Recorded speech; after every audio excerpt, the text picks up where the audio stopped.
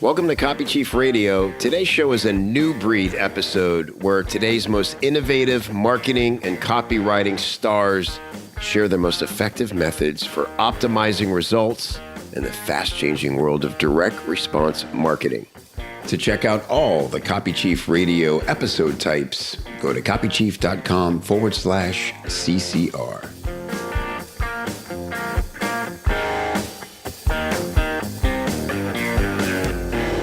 Hey, what's up? It's Kev. So glad to have you. Appreciate you. Going to use your time wisely. Today, we're talking with my good friend, Casey Stanton. Known Casey for years now. He is a high achiever, to say the least. Very smart guy, very cool guy. You know what I mean? Like one of those cats that's like super relatable, but somehow is really better at you than a lot of things. You might not feel that way. That's how I feel when I'm around Casey. And I learn from him all the time. And his latest endeavor is now it was and now leads other fractional CMOs. And if you're going, what the heck is that? You might have a vague idea what it is. And so I'm excited to have Casey come on and explain more about what is a fractional CMO. Why would companies want that instead of a solid in the seat CMO? So Casey, thank you, brother, for being here. It's great to see you and talk to you again. Awesome. Thank you, Kevin. Appreciate you having me. I'm dialing in here from Philadelphia. And I think I was on your podcast, what was it, 3 years ago or something? It's good to be back. That long. Wow. Yeah. You have a very popular training in Copy Chief about making sales your strength. So you've always been an advocate for freelancers and entrepreneurs just doing a better job of positioning themselves and selling themselves and keeping busy. Yeah, I love that idea. Like, it doesn't matter how much you learn. It doesn't matter how effective you feel you are. But if you can't sell yourself and you can't get someone to stroke that check for you and buy your time or buy your impact, it kind of doesn't matter.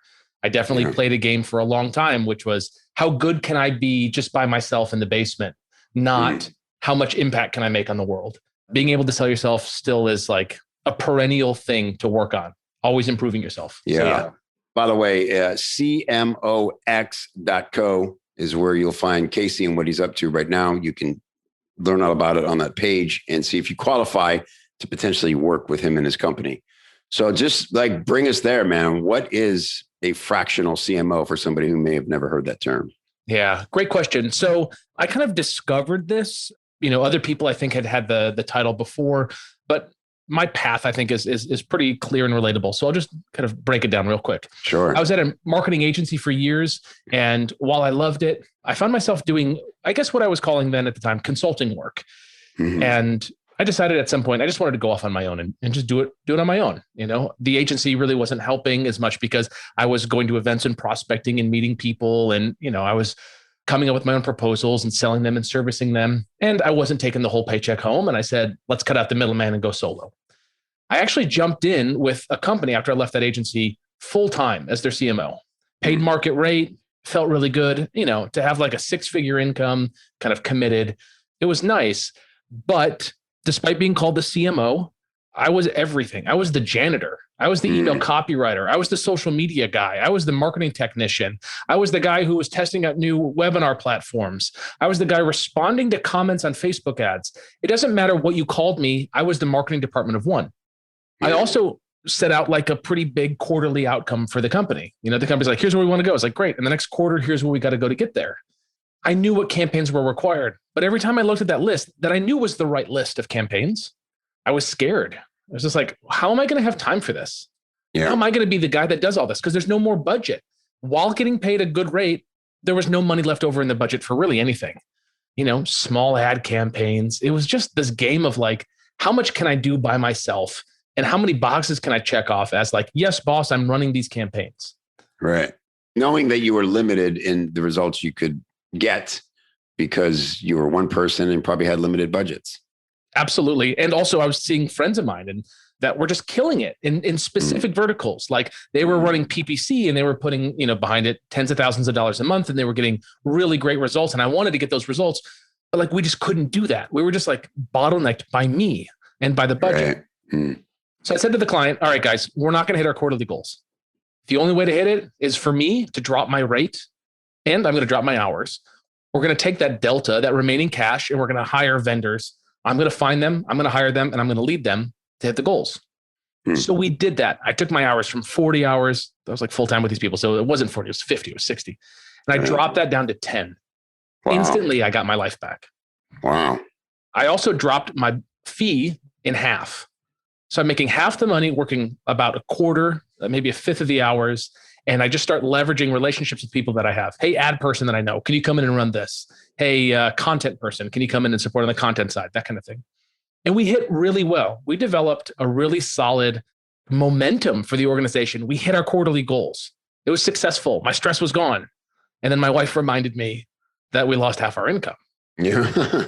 Right? Like, I'm so excited. I'm like relaxing, enjoying my time. And then kind of like forgetting, just like how tight our income was at that point. So I said, okay, what do? I go sell another client. So I knew I was onto something, and I went and sold a second client at about 10 hours a month at about half my rate, half my full-time rate. And man, I felt like a king. I felt like I knew exactly like this was my future. I just doubled my income if I wanted to take on 4 clients. All I did at that point was I just cut all of my work down in half, 20 hours a week. I mean, dude, I was doing 10-hour days at that point, right? That's like 2 days a week of work. Yeah. So I was feeling really cool and proud of myself. But then I was finding that actually I didn't know what I was doing. So while I claimed to only work 10 hours a week with a client, I would spend another 10 hours a week figuring out what the hell I was doing. What's the right next thing on the call? Who's the right next vendor to bring in? How do I know that I'm on track for the right quarterly outcomes? It became a real struggle for me. Like, I'd call my friends. I'd call a friend of mine, Bill, a great friend of mine, very talented business owner. And I'd ask him questions. And he'd be like, dude, I don't know the answer. Like, that's not my niche. Like, I can't help you. I talked to anyone that I could get on the phone just to like ask them what they would do in that situation. And what I realized is that if I was going to keep doing this thing of working with businesses and being kind of this CMO kind of consultancy kind of role, I had to have a process or a system where I could be successful, where I didn't have to guess, where I could just show up and do the thing. There's a quote from Dan Sullivan that I love. If anyone here knows Strategic Coach, I'm a huge coach junkie. And Dan says, Frank Sinatra never moved his own pianos. Yeah. Right, man? And I was like building pianos and tuning pianos and moving pianos and selling tickets and cleaning up after the show. I was doing it all by myself. Yeah. I took that to heart and I said, all right, I need a system so that all I do is rehearse and perform, not all the other stuff. I want to rehearse, I want to perform. So I sat down and I worked out something that I call the functional marketing framework. And it's this kind of comprehensive approach to developing a marketing strategy for a business. That's the magic here. Like, if you take away one thing here, it's if you can develop a comprehensive, holistic marketing strategy that's right for your client, you can lead them to have that get accomplished. There's certain steps along the way. I'll tell you the first step. Understand the vision of the business. If you don't know where the business is going, how can you satisfy the dreams of your client? Right. If a business says, I want to grow in lifestyle, I just want to kick it, man. We're doing $2 million a year right now. I'm bringing home like $750,000 myself. Life's good. I would love to make $1 million just for the vanity of it. That's what I want to do. I want to be on easy street. I want to work 10, 20 hours a week. Is that the person you're working for? That's a very different person than someone who says, I want to be the biggest and the best. I'm willing to go upside down on customer acquisition so that we can dominate the industry. Right. Also very different than someone that says, we're just building this baby to sell it. I'm just putting a bow on it right now. In 18 months, I want to be out from under this thing and I want to have a good exit. I want to go 5x EBITDA. There's different motivations. If you don't know the core motivation of the business owner, first of all, you should ask them, right? Because asking them shows your buy-in to their vision. And then secondly, you're able to produce a marketing strategy that can help make their dreams come true. Yeah, I love that. But it takes a bit of experience. Like you said, you kind of threw yourself into this without knowing all the answers. And that's kind of how we all grow as entrepreneurs. We create a demand for ourselves to learn stuff. But if somebody's sitting there right now going, oh man, like that's way too much pressure for me. I'll just write the copy. I'm good. State your argument for how far off are they on where they think they need to be and what they need to be able to perform and do for a company to have a gig like this. Yeah, it's a really good question. I'm a big fan of a guy named Peter Diamandis and his work in futurism. And he talks about he has the 6 Ds, which is worth a Google for anyone here. Look up the 6 Ds. And he talks about how any market, any product, everything gets ultimately dematerialized and democratized and demonetized. So we're seeing things in the copy space, which I think we both can agree isn't the best thing to happen to copy, which is like all these automated copywriting robots and whatever, right? Yeah. Those things exist. Call it what you want. And it is taking away some of the work for copywriters. And we'll get better. It will only get better. Yeah. Yeah. So that's happening. That's happening everywhere in every industry. Right. We're seeing this democratization, like everyone's able to kind of do the thing. You know, like Gary Bencivenga sold his seminar tapes for what, 10 grand or something? $5,000. Yeah. And it was only 100 people, I think, paid $5,000 to be there. And it was you can't get your hands on us for less than $5,000 ever, whether you were there or whether you want to see them after the fact. I love that. Yeah. So you have that. And Gary Bencivenga remains my favorite copywriter. I think the guy hung the moon. Actually, it's like one of the few photos of like me and a celebrity. I have one of me and Buzz Aldrin and me and Gary Bencivenga at Titans that Brian Kurtz put on. I think that there's going to be a demonetization of all things in the future. Everything is going to get demonetized. You have to know that that's coming. You can differentiate and be unique in a market. So if you're a copywriter and you say, Casey, all the stuff that you're talking about like building a strategy and leading a strategy sounds great, but I'd rather stay a copywriter. Cool. Stay a copywriter. Be the best damn copywriter. Because if you're mediocre, AI is going to eat you. Yeah, 100%. Right? You got to be extraordinary. No doubt about it. You have to be extraordinary. You have to be willing to get tested. You want to see the results. You got to be dialed in. You got to be the person who is the best in that niche for that type of offer. You know, when I think, all right, I want to do a good, better, best supplement stack kind of offer, and I want to sell it to women over the age of 65, like comes to mind a couple copywriters. Those are the people that get the calls. They're the specific experts there, right? If I'm going to do in fintech or DeFi or crypto or whatever, there's experts. If you want to be the top expert and you're willing to do that, go for it. We need you. Like I'll hire you for projects. Like I need people like that. Yeah. But then there's also the people that are listening to this that are like, I'm more of a generalist. I've always loved everything about marketing. And I'm attracted to copy because copy is the persuasion. It's the avenue by which people are forced to take action. Copywriters are the pickpockets. They're the ones like reaching in people's wallets while they sit on their computer and pull out their wallet for them, right? Yeah. So if you're a generalist and you're interested in copy, you can take that to the next level, which is often stuff that you're already doing. And this is something that I feel like people aren't picking up on that are like marketing consultants or freelancers or even copywriters. It's that you're providing marketing strategy so that you can write copy. Right. You're saying, we're actually going to build this funnel out and I'm going to build these pieces of copy. So you've actually taken the copywriting and you've added into it marketing strategy services that you aren't being compensated for. You're taking into your brain and using your brain cycles while you're sleeping and showering and walking your dog. You're thinking through the funnels and the strategy of the client.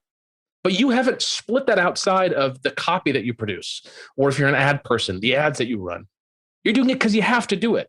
What I'm suggesting is doing that strategy stuff better and then getting fairly compensated for that work. To go back to the whole Peter Diamandis kind of futurist thing, in the future, things will get more platformed. 20 years ago, where do you run ads? Man, you run it at every newspaper. There was an ad person there that, you'd pay and then you'd be able to run your copies through every magazine. There were very few centralized places. Now that centralization is happening, let's say like with Facebook and Instagram, you're going to reach so many eyeballs. Google Ad Network, you're going to reach a ton of eyeballs, especially with like their new performance network. So we have more centralization of those things. We need someone to be able to manage the strategy of it all. Where does the money go? What percentage should go to Facebook and Google ads? What percentage should go to Twitter? Did you know right now on Parler that CPMs are going for $2.40 where they're $38 on Facebook right now? Like someone has to know all that stuff to make the right strategy and doesn't have to do the execution. Yeah, I love this. And I don't want to steal a potential punchline, but I love your slogan, solve bigger problems. In fact, you got it on your t-shirt right now. Yeah. It's just so good, man, because it's so simple and direct. And it really encapsulates what we're talking about here, which is if you want to remain valuable and in demand, you have to solve bigger problems. If the only problem you're solving is like, who's going to put words in this page or help us pump out another email, again, I'm not knocking being an email strategist specialist, but no high-level email copywriter would tell you that it's just the words. And so if your only problem is I make words, if that's all you're solving, it's not enough. Yeah, totally. The idea of solve bigger problems is that most people focus on small problems. And as a result, they get small rewards. Mm-hmm. Or they were like I was back in the agency where I was solving big problems, but I just had people kind of in the way grabbing parts of that paycheck. Right. Mm-hmm. So if you want to make more impact, if you want to help more people, you got to solve bigger problems. I worked with a company in the relationship space. I think they're the best in the whole space. I think it's Gottman Institute kind of rebooted to a more kind of consumable way. And I love their work. It's relationshipschool.com. They have this 9-month training program for relationships on how to get better yourself at relating to others. It's called the deep psychology of intimate relationships. It's incredible and powerful. Jason has done a heroic job of building the content. But as you know, as a marketer, you have this opportunity, almost a responsibility to find these great products or services and amplify them. Right. What a huge problem to solve. Jason spent his life working on that stuff. How do you get that into more people's hands? Doesn't that feel exciting? It's not about writing an email. It's about changing people's lives. That's a huge problem. And with it comes, a big paycheck.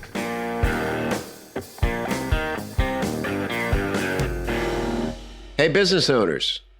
I know you're busy. It's right there in the title. And I know you also want to find a great copywriter without jumping through a bunch of hoops because, you're busy. And hiring the perfect copywriter who understands you, your audience, and can nail your voice is more important right now than ever. And look, I can tell you, after sitting on both sides of the table as a freelancer and a business owner, I know that hiring a good copywriter is tough. That's why we've launched our new Here to Hire membership in Copy Chief. It's a special limited membership that gives you the one thing you want, access to the perfect fit copywriters for your business. So if you're hesitant to hire a copywriter because you've been burned in the past, rest assured, Copy Chief copywriters are a different breed. They're widely regarded as the go-to pros to deliver quality work on time and drama-free. We have writers of all price and experience levels who specialize in your niche. Don't take my word for it. Check out all the details and hear what other Here to Hire clients are saying at copychief.com/hire.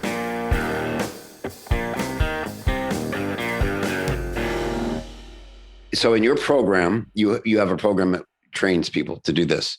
And you've shown me parts of it. It's all very impressive. First of all, one thing I want to point out is if you're feeling your brain stretch a little bit in this conversation, that's a good thing because the only way we grow is by stretching and seeing people with bigger realities, people who are solving bigger problems and say, oh, okay, well, that makes what I've been doing and thinking about and how I've been framing things seem too small, right? So instantly we've grown. But you make this all doable and practical because you have a system for assessing along with your client the needs and making a plan, I believe in 90-day increments, basically essentially keeping yourself essential for 90 days. And I don't want it to get too far ahead of us, but a really exciting part of it is that a lot of it is to be delegated, not done by you. Absolutely. The delegation is a really important part, but let me hit the premise first, then we'll go to the delegation. Yeah. The premise here is that everyone wants to be a marketing consultant. I feel like that's like a cool thing. I went to high school with a guy and he always wanted to be a consultant. He just thought it was like, kind of the mystique of the title, right? Yeah. Marketing consultants are fine, but like it's a pejorative 4-letter word. No one wants a consultant. Right. Years ago, I worked for Genius Network, Joe Polish, as their fractional CMO. And this was like right when I was kind of figuring this out. And I was talking to one of his longtime employees, and she's like, what is your service called? And I was like, marketing consulting. And she's like, absolutely not. Joe will not pay $1 for a consultant. Wow. Right? No one wants a consultant. Right? What they want is they want some kind of outcome. Everyone wants, I'll tell you what, a CMO. Yeah. So the consultant has the benefit of the high hourly rate and the freedom to kind of do what they want. You would never have a consultant and be like, you're in Aruba? You should be working, right? They can be whatever they want to be. Yeah. On the flip side, the problem is the short-term contracts. I was just talking to a guy who just joined our program yesterday, and he was saying that he goes in and kind of gives all he's got. And it's like 30 days, maybe 45, maybe 60 days. And then they just like dump him. And he feels bad, but I wouldn't blame the client. If I got someone's best ideas and I paid them a good rate for it, why would I keep them? Yeah. So the consultant has high dollar per hour, effective hourly rate. Not that I encourage anyone here to charge hourly, but like you work hours, you make money, do the math. That's your effective hourly rate. Right. He's got a high effective hourly rate as a consultant, but a short contract. On the flip side is the CMO. The CMO has a long-term contract. CMOs stick around for years in organizations, but they're not paid the same with the same leverage that a marketing consultant is. The fractional CMO is the mating of the two. When someone hires a fractional CMO, they're hiring a CMO in their eyes only for the work that they need. So these contracts last much longer than a year. And you just show up and keep pushing this flywheel that you built and got started. You just keep pushing it forward every quarter. To do that, you can't take on more work with that client. You can take on more responsibility for outcomes, but you have to delegate those. If you don't delegate it, you just have to start adding more hours to your workday and your work week, which becomes unsustainable. And then you don't have the lifestyle of the marketing consultant. You have the lifestyle of the CMO. Right, right. So to be able to delegate, the secret is to delegate to someone precisely what needs to be done and what the outcome is. And when you work with the right type of organizations, they have the budget to hire smart people who care and work hard. So you give them an outcome. This is how you should think about delegating. Don't say, I want you to go to Facebook. I want you to click on the business manager link. I want you to go into this thing. I want you to build. Not that. I want to delegate to someone. I want 50 leads a month. And the cost per lead needs to be under $95. That's what I delegate to people. That gives them the freedom and responsibility to kind of do what they need to do. They can come back and say, I don't know how to do it. And I say, who does? How do we hire them to help? What education can you get? That kind of thing. Teaching everyone to fish. When you're in this role, you spend less time doing any work and more time identifying what work should be done and delegating it to the people to get it done. It's beautiful. There's an SEO vendor that I adore working with. He's in New Jersey, just across the river from me. That guy wakes up every day and thinks about SEO. Like he's on Matt Cutt's blog. He goes to MozCon or whatever. I have no desire to go to those things. Yeah. But I want the best of the best available to work on the projects. Right. And I'm not going to hire him full-time necessarily. I'll just bring him in for the project. And maybe that project's, a year long or 6 months long or whatever, but he gets to do what he's great at. I get to do what I'm great at. And we kind of orchestrate the show to help the client grow. And it's again about solving the bigger problem, which is solving the client's problem, not figuring out how do I get this Facebook ad approved? Because I'm a copywriter and I wrote the copy for the ad and they expect me to run the ad, right? You want to outsource that stuff. Give that to someone else. Yeah. It's about building a network as well. And again, they were talking about expanding. And anyway, when you have a need, you find the who. If you don't need SEO, you're not going to know who those people are. And so it's easier to ask somebody who than how. Again, if you just go to a business owner and ask them and have a genuine conversation about what are the needs. What if, Casey, like how much do you need to know? Like I know you're very experienced and you know all of it from every angle. But what about say a smaller company, a $2 million a year revenue company, and they only know half of what they actually need to hit their next goal, to say to get to 3 million or 4 million. It seems to me there one objection would be there's a knowledge gap here. I don't know what they don't know they should know to tell me to do. So then what happens? Yeah, great question. There's some truisms or what I like to think of as like slow to change principles that if you master, you can take with you forever. I think of someone like Jay Abraham. Mm-hmm. Jay Abraham's early material reviewed today still works. He's not talking about Facebook ads, but you can still apply it. It's this idea that if you know these slow to change fundamental principles, you can figure out how to apply them today, no matter the market, no matter if TikTok blows up or there's a Clubhouse or whatever the next marketing trend is, you can get on top of it. So just an example of one of these slow to change principles. Principle number 1, get the list. It's like such a simple principle, but get the list. Get the list. Where's the list? I don't know. Go find the list. Who's got the list? Get the list. If you've got a client, selling seatbelts for dogs? What's the list? Is the list all the veterinarians across the country? So there's not like an experience that says, oh, I worked with veterinarians before and I know that that's the place for it. I mean, sure, that person has a marginal leg up, but it's just like a critical question to ask. And your client often knows the answer. Who has the list? And then the question is, how do we approach them? It's pragmatic. I'm not saying it's easy. And I don't mean to like downplay all of the potential opportunities, campaigns that you could run to attract these people. Right. So what I've done, I've actually created a list of all of the marketing campaigns I've ever run. Webinars to cold traffic, webinars to warm traffic, sending emails to people who have purchased before but haven't purchased in the last 90 days, putting an opt-in on a website, increasing website speed. Like these are all just like anyone here could understand it. Could you do it? Hopefully not, because you didn't spend your time mastering every single campaign that could be deployed. But the idea is once you have all those campaigns, you just have to be able to pragmatically sift and sort them. And that's one of the things that we have in the program, which is what I call a campaign filter. What's the campaign that we should run for the client? Well, what are all the potential campaigns? And then what are the guardrails that are put on the client? The client says, we only have a budget of 50 grand this quarter, or we don't have any team capacity, but we have 200 grand in budget. Like every company's different. So you can't have a one size fits all. You have to have this way to support each organization. And I think that's kind of what this functional marketing framework is really unique at. It solves that problem to create the marketing strategy for the organization, unique to its limitations and unique to its assets. Yeah, it's fantastic. How many people have you trained in this? And do you have sort of like outworking that are learning from you that you're in communication with? Yeah, so this has been like a labor of love for a while. We really started letting folks in earlier this year. This is 2021. We just let a cohort in of another 10 folks just came in the last like 4 days. So we've got a pretty solid community of kind of all sorts of people. We've got copywriters, like kind of direct response people. We've got one guy who has a funeral marketing business. Wow. Totally different than most other businesses. Very unique. We have someone else who used to work at KPMG and is coming from that big kind of consulting space.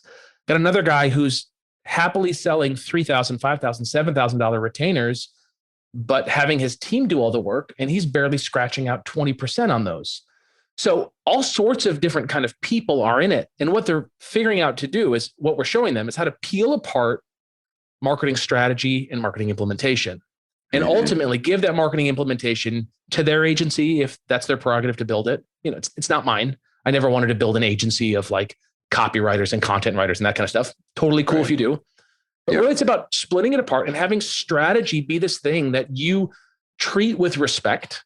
You build a comprehensive strategy, something that can be battle tested, the kind of strategy that we deliver to clients and our fractional CMOs deliver to their clients. This kind of strategy, we say it's a die on the hill strategy. This is the right strategy for the client. Fight me. You're like, no, I think we should do this thing. And I was like, here's why you're wrong. Because I thought through it. Because I walked around the problem, right? You say we should do that. What you don't realize is that there's a FINRA regulation that stops us from doing it. Or we can't do that because, we can't do that kind of offer in this market or, whatever it happens to be. Right. I love that. I remember something startling the first time I heard it. My friend John Carlton said to me, he's like, you make the big bucks for making hard calls. It's the difference between being a vendor and a trusted expert is they say, well, I can see two options here. What do you recommend? If you need a minute, you say, let me research and get back to you tomorrow. I'll have a definitive answer, but you have to have a definitive answer. I love that die on the hill plan. Yeah. I think that's the confidence people want. Totally. It's the confidence you can give them if you really walk around the problem. You really have to think of it critically and kind of look at it from all sides. That's what people are missing because someone's coming in as the copywriter and they're just saying it's a copy problem. Like it might be a copy problem, but it also might be a fulfillment problem or an upsell problem, right? Yeah. So it sounds like this works really like even if you're not as experienced as someone like you or someone who feels like they can solve every problem, you can sort of have your silo for now. But what I've seen of your training is you will learn to handle the client differently and the relationship differently, right? And say, okay, let's identify 5 problems we want to solve. Let's make sure they're big enough and worth solving, and let's go solve them. It doesn't mean that every single one of them has to pose this mind-boggling challenge for you to be worthy. Totally. I've got one client. I still do this work. I love it, right? Every single day I do fractional CMO work because I think it's so fun. I get to have this leverage with these companies, and also like the pay's great. And with one company, sizable company, I have 2 outcomes that I have to give by the end of the quarter and by the end of the year. 2 outcomes each, and they're the same. They're just like different numbers. One grows, they both grow kind of over the year. That's it. 2 numbers. I mean, effectively, it's the number of customers is like the biggest thing that I'm driven by. That's it. The number of customers. So how do I increase it to that target number? I get to break it down into goals, and I get to bring in the right people to do the work. It's about being able to know the outcome and then remind people when they come back to you and they have small problems. I say, I trust you, go solve it. You give them the space to solve it because you need to be taking your limited time that you're committing to the client and focusing on the big problem. The big problem is we need to move to a different ad strategy, not we need to add a comma here instead of a period. Right? Change the button color. Yeah, right. Totally. Exactly. Cool. I guess the last thing, because this is so good, I could go on all day about this. It's just so, and I know you have frameworks and worksheets and like all this really cool stuff once people are in your program, but just flipping it for a minute, thinking about the CEO, what for them makes this a smart decision? Should they think of it as, might they have multiple fractional CMOs to achieve different outcomes? Or is it about finding that one person who can just own their marketing? Yeah. So the CEO, I had a client who said it to me really well. He said, I want one throat to choke. Right? All he wants to do is say, this is the outcome I want. How are we going to get there? I get to tell him. I can get the whole downstream to make that happen. But if the numbers don't hit, that's on me. But really, I'm tracking on a regular basis, daily or every 2 weeks or however the relationship is, to ensure that we're on track. So I know that my throat won't get choked because I'm squeezing everyone else down below me. So the CEO needs as few people that they're delegating to. Like they need to delegate. They say all marketing stuff needs to go to the CMO. All sales stuff needs to go to the CSO or the CRO. All financial stuff there, right? Operations here, HR here, done. Yeah. They've got 4 or 5 direct reports. Marketing, in one company, I've got 2 direct reports. Underneath one of those guys, I think he's got 7 direct reports. So 7 people roll up to him, a couple roll up to the other person. I only deal with 2 people. So it's about like limiting the work that you do, again, to solve the bigger problem, to stay up, to stay high, instead of getting pulled back down into the tactic. And the CEO needs that. They need that leader I think this is a big benefit for the CEO too. If a fractional CMO is in multiple businesses, in their industry or not, they're seeing other things that are working and they can bring them in. Yeah. And you might be thinking, but are they going to take my ideas and give them away? That's a fair question. And if it's an issue for you, then sign an NDA. But at the end of the day, it's just like mutual learning that helps these companies. As long as they're not competitive companies, it's killer, man. Glad you brought that up because it's kind of unique to our industry of marketing in general, where we just share, we just do. It's just, everything's changing fast. We all share, but not in all industries are like that. And you kind of already answered my last question, which is like, why would they want that instead of just a CMO to live in that seat?